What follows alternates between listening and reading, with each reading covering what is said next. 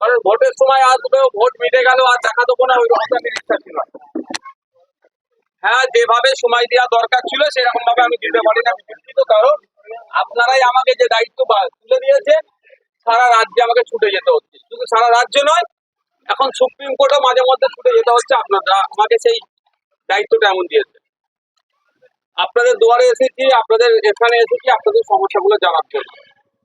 বিগত দিনে শুনেছি যেগুলো যা হয়েছিল বিধানসভায় উত্থাপন করেছিলাম, বিধবা ভাতা, বার্ধক্য ভাতা, যে সমস্ত বিষয়গুলো ছিল, ভাঙনের মানুষ অনেক পাচ্ছিল না, সেগুলো উত্থাপন বিধানসভায় করেছিলাম। কনসার্ন ডিপার্টমেন্টাল মিনিস্টারকে বলেছিলাম।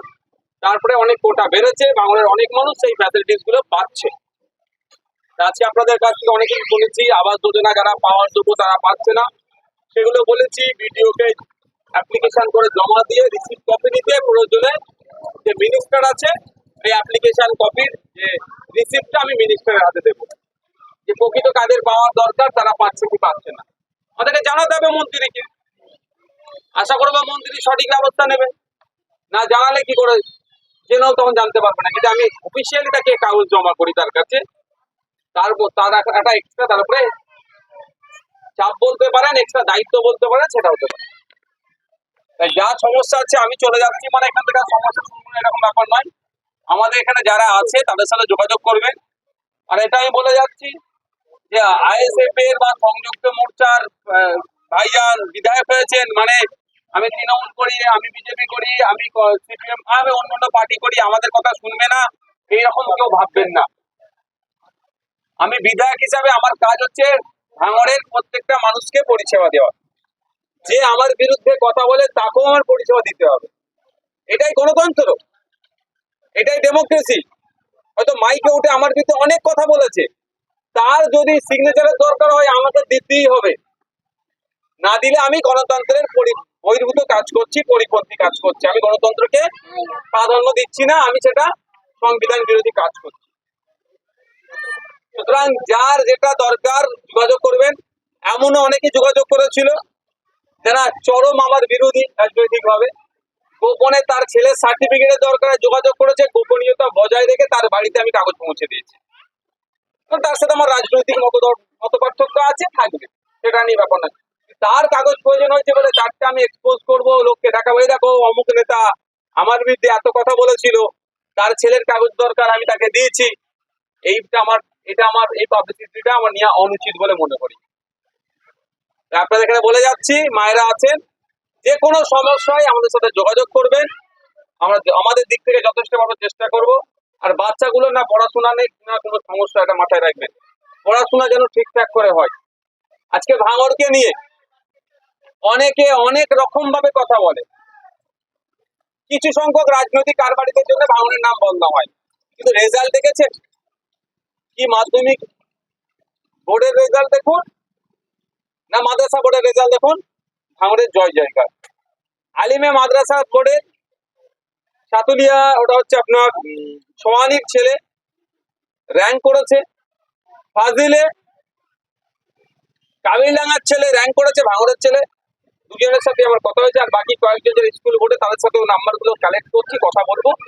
অন্য একদিন তাদের বাড়িতে আমি আসবো।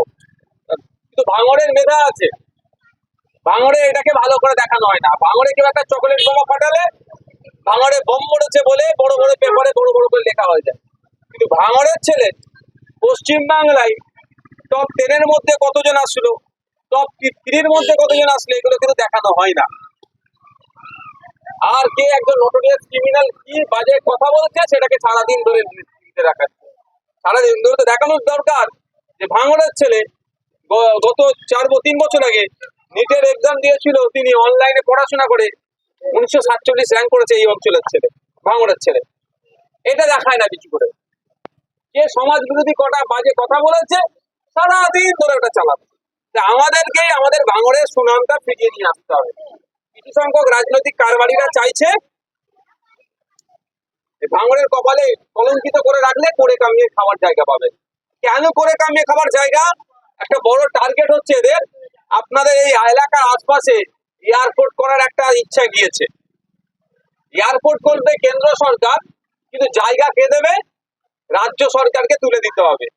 কেন আজকে আমাদের উপর এত দমন পীড়ন, এটা ভাবতে হবে আপনাদেরকে।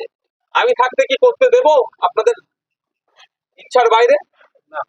আপনাদের ইচ্ছা থাকলে আমরা হাসি মুখে দেবো, কিন্তু ইচ্ছার বাইরে আপনার আমি করতে দেবো না। এত জায়গা আছে এখানে সবজি, এখানকার সবজি সারা ভারতবর্ষে খাই যায়, খোঁজ দিলে ভারতবর্ষের বাইরে যায় এখানকার সবজি। তাহলে এত 3 ফলা ফসলি 4 ফসলি জমিগুলোকে ছেড়ে দেওয়া যাবে? যেখানে চাষবাস হয় না, যেখানে সব সময় মাঠ ফাঁকা করে পড়ে থাকে বা জলা জমি, সেখানে মাটি বলিয়ে এয়ারপোর্ট করো না, কিন্তু এখানে দিকে তাকাচ্ছ কেন? আমি থাকলে হবে না। ওই জন্য সুকৌশলে আমাদের উপরে এত মিথ্যা মামলা টামলা কেন দিচ্ছে? কি দরকার আছে আমাকে মামলা দিবার? আমাকে দুর্বল করা, আমার ছেলেদেরকে দুর্বল করা। দুর্বল করতে পারলেই কি হবে?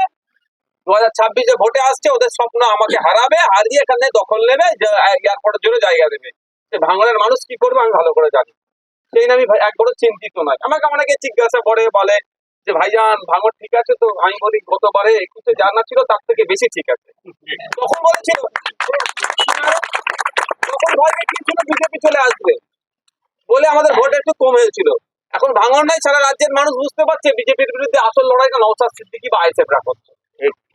এটা নতুন করে বলতে লাগবে না। তো এদের ধান্দা আছে, কিন্তু আপনাদের বলে রাখি এখানে এয়ারপোর্ট করার। এবার এদের লাভটা কি হবে? এরা কি করবে? আপনার যেমন সে নিউ টাউনটা দেখেছিলেন, এরা, আমি নিউ টাউনে যাচ্ছি না, এরা এখানে ধান্দা কি হবে? আপনার কানে বন্দুক ধরে বলবে 20,000 টাকা শতকে সই কর, আর ওই জায়গাটা হয়তো 20 লাখ টাকা শতকুরা বিক্রি করবে। এই জন্য কিন্তু আপনার উচ্ছেদ হয়ে যাচ্ছে, ভাঙড়ের মানুষ ধ্বংস হয়ে যাচ্ছে। এদের সব ওইসব কিছু ব্যাপার নেই। এরা অন্য স্বপ্ন দেখছে যে আমি 20 বিঘা জমি যদি বিক্রি করতে পারি দায়িত্ব নিয়ে,